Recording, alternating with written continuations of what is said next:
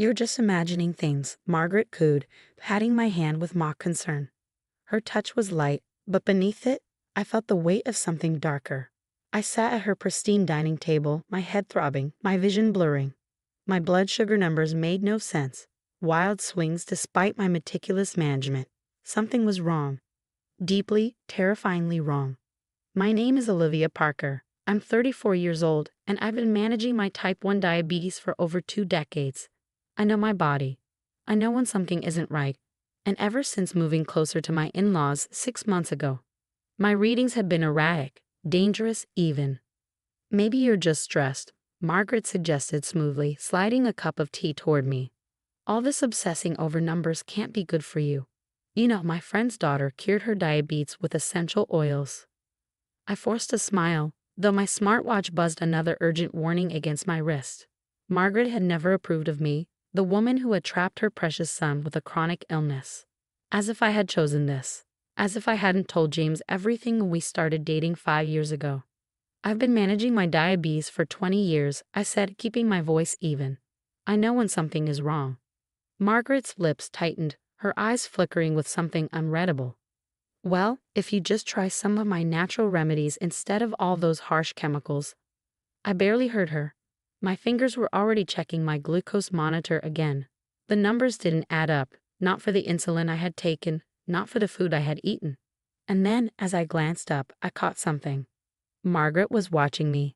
Closely, her gaze sharp, calculating. The first real suspicion had come 2 weeks ago when I'd stayed at her house while James was away. She insisted, claiming she worried about me being alone with my condition. My levels had been a disaster during that visit, but the moment I returned home, they stabilized. Then it happened again, at Sunday dinner, and now after using the insulin she kept at her house just in case. The insulin she had insisted on keeping, my numbers were spiraling again. More tea, she asked, already reaching for my cup. I hesitated, watched her, noticed the slight tremor in her hand, the way she avoided my eyes. No, I stood abruptly. I should get home. I need to check my backup insulin. Don't be silly, she said quickly, too quickly. You just took your insulin here. And you know what the doctor said about driving when your sugar's unstable. I hadn't told her about my last doctor's visit.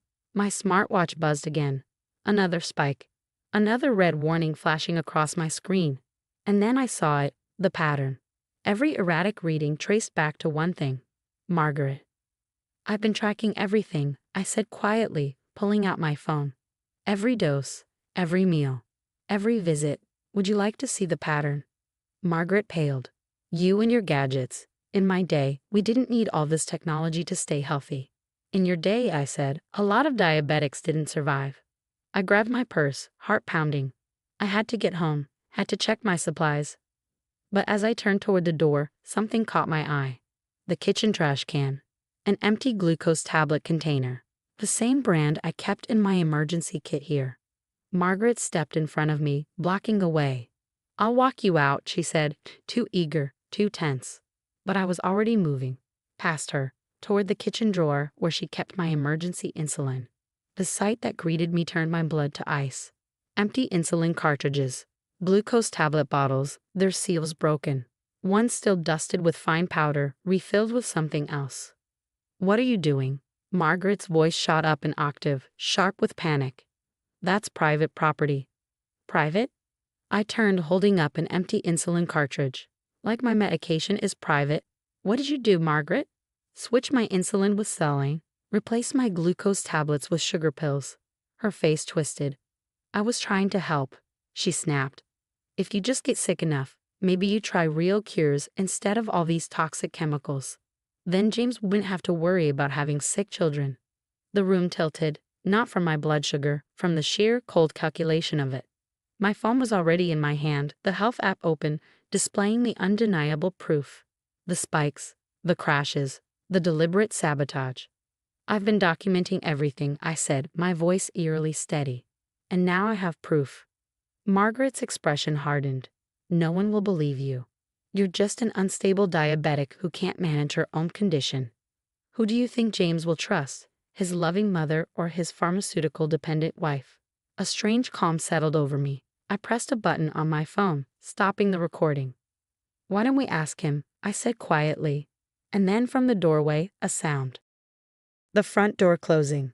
James stood there, pale, his phone in his hand, open to the emergency alert I had set up weeks ago. The one that triggered when my levels became dangerous. Margaret's mask shattered. James. Margaret's voice shot up, brittle with panic. I can explain everything. I was just trying to protect you. Protect me? James stepped into the kitchen, his expression a storm of betrayal and disbelief. By tampering with Olivia's medication. By risking her life. I gripped the counter, my phone still recording, my smartwatch vibrating another urgent alert against my wrist. James saw the numbers flash on the screen and immediately moved to my side. We need to get you to the hospital, he said, his arm steady around me. Your levels have been all over the place for the last hour. No, Margaret lunged toward the door, blocking our way. She's manipulating you, James. She's faking these readings, trying to turn you against me. I'm your mother. I forced my shaking hands to steady as I pulled up my health app. Look at the pattern, James, I said, my voice low but firm. Every dangerous spike coincides with visits here. Every irregularity happens after I take insulin from the supply she insisted on keeping. James took my phone, scrolling through the data. His face darkened as he read my careful notes. Dates, times, symptoms, photographic evidence of my medication before and after it was in Margaret's care. The timestamps, he murmured, his jaw tightening. The photos. The pattern. His gaze snapped back to his mother. What did you do? Margaret's composure fractured further. I did what any loving mother would do. That insulin she takes, it's poison. I was trying to show her there are natural alternatives. If she had just gotten sick enough to try them. Sick enough? James's voice sharpened with fury. She could have died. Do you even understand that? Diabetes isn't some minor inconvenience you can cure with essential oils and wishful thinking. It's a medical condition that requires actual treatment. The room tilted, not from my blood sugar, but from the weight of her words, the full, awful realization of what she had been willing to risk. James caught me as my knees wobbled, his grip sure, steady. He checked my glucose monitor, his medical training taking over even as rage burned behind his eyes. We're leaving, he announced, his voice cold, final. And we're taking Olivia's compromised medication as evidence. Margaret went pale. Evidence? Evidence for what? For the police, I said quietly. Tampering with prescription medication is a felony, Margaret. Did you know that? She let out a high, brittle laugh. You wouldn't dare. I'm family. Family doesn't try to kill family, James shot back, already gathering the empty insulin cartridges and altered glucose tablets. Family doesn't swap out life-saving medication with placebos. I kept the originals, I added, watching her reaction closely. Untouched. The lab can compare them. My endocrinologist has already flagged my erratic readings. Margaret's mask cracked completely, raw desperation bleeding through. Everything I did for you, James. She trapped you with this illness. Any children you have could be sick too. I was trying to free you. Free me? His voice was ice. By slowly poisoning my wife. By playing God with her life because you refused to accept reality. Margaret's face twisted with something ugly. She's made you weak, she spat. The James I raised would understand that sometimes difficult choices must be made for the greater good. A sick chill ran through me. The greater good? I echoed, still recording. Like committing a felony? Like risking someone's life because you don't approve of their medical condition. James was already on the phone, explaining everything to my endocrinologist. Through the speaker, I heard the doctor's alarmed response, insisting I come in immediately for evaluation and documentation. Margaret's hands clenched into fists. If you leave with her, she said, her voice shaking with fury, if you do this to your own mother, don't expect to be welcomed back into this house. James hung up and met her gaze. For the first time, he truly saw her, not as the mother who had raised him, but as the woman who had nearly cost his wife her life. If Olivia had died because of you, he said, his voice hollow with restrained rage, welcome would be the least of your concerns. I took a breath, steadying myself. I saved everything, I told her. Every reading. Every text where you insisted on keeping my medication here. Every photo of the tampered supplies. The police will have everything they need. Margaret's expression collapsed into disbelief, then fury. You planned this? You trapped me. No, Margaret, I replied as James guided me toward the door. I protected myself. There's a difference. As we stepped outside, her voice followed us, desperate, shifting between threats and pleas. But James never looked back.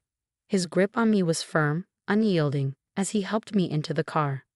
My smartwatch buzzed one final warning, another dangerous blood sugar alert. But for the first time in months, I knew exactly why my levels had been erratic. And more importantly, I had the proof to end it. The drive to the hospital was quiet, heavy with the weight of everything that had just unfolded. James held my hand the entire way, his fingers curled tightly around mine, as if he could anchor me to something safe. I knew this wasn't over. The fallout would ripple through our lives for years. But as Margaret's house disappeared in the rearview mirror, I felt something else settle deep in my chest. Vindication. The hospital moved fast once we arrived. My endocrinologist, Dr. Santos, was already waiting, her expression grim as she scanned my glucose readings from the past 6 months. The lab confirmed what we suspected. Margaret had tampered with my insulin, replacing it with saline. The glucose tablets she provided? Nothing more than sugar pills. You could have died, Dr. Santos said bluntly, looking up from my charts. If you hadn't documented everything, if you hadn't tracked your symptoms so carefully, this could have ended very differently. I swallowed hard, feeling James's hand tighten around mine. That evening we gave our statements to the police. Detective Martinez listened intently, her expression hardening as she played back the recording of Margaret's confession. The evidence was undeniable. My meticulously tracked health data, the altered medication, the text messages, and most damning of all, Margaret's own words. This is clear-cut medical tampering, Martinez said. Your mother-in-law will be facing serious charges. In the weeks that followed, our world shifted. James's family fractured. Some rallied around Margaret, insisting she had simply been a well-meaning mother who had gone too far. Others were horrified, reaching out to offer support, shaken by the realization of what she was capable of. Late one night, James's sister Elena called. Her voice trembled. I should have spoken up sooner, she admitted. Mom did something similar when I was in college. My friend had severe allergies and Mom kept insisting she was just being dramatic. She switched her antihistamines with vitamins. We all thought it was just Mom being Mom. The charges against Margaret were swift and severe. Multiple felony counts of medication tampering and reckless endangerment. But she refused to take accountability, choosing instead to paint herself as the victim. She set me up, Margaret wailed at her first hearing. She recorded me without my knowledge. She trapped me. Her own lawyer let out a weary sigh. No, Mrs. Mitchell, he said flatly.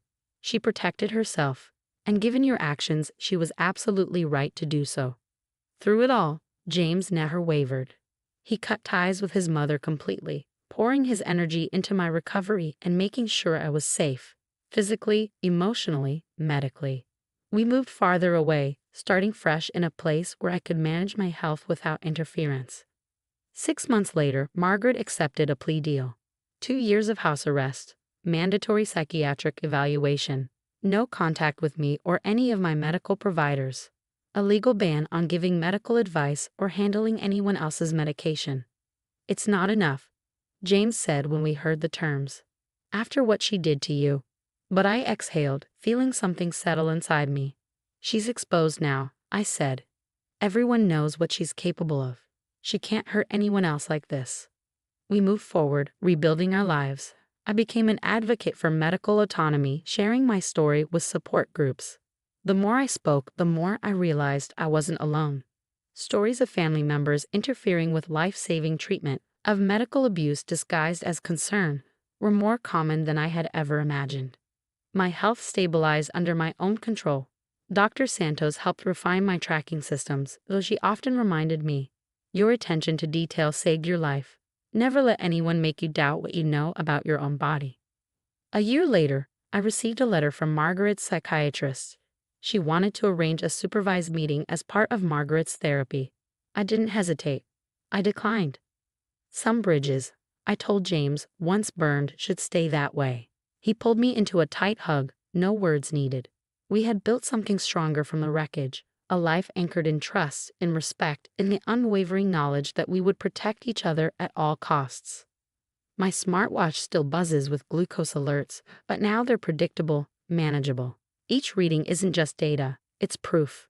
Proof of my control, my resilience, my survival.